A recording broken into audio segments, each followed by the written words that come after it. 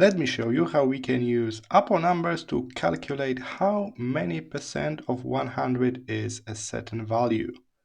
So in my first example, 100%, that's 45. How about just 7 out of 45? How many percent is that?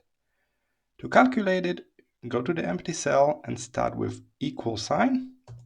The equal sign will give you this formula pop-up when you can now select the smaller number, the fraction, and divide it, so slash, the 100% number, the larger number.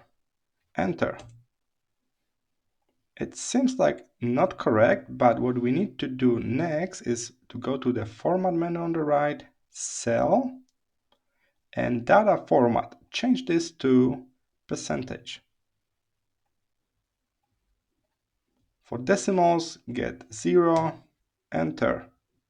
Now we know that 7 out of 45, that's around 16%. Let's do it for the next one. Again, equal sign. We get the smaller number, the fraction, divided, slash, the bigger number. Okay.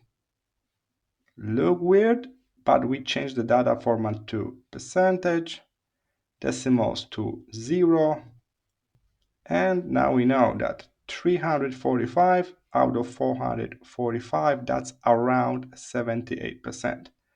Of course, we don't need to type it again and again. Hover your mouse until you see this yellow dot and pull this dot down. Here it is. 234 out of 234, that's 100%.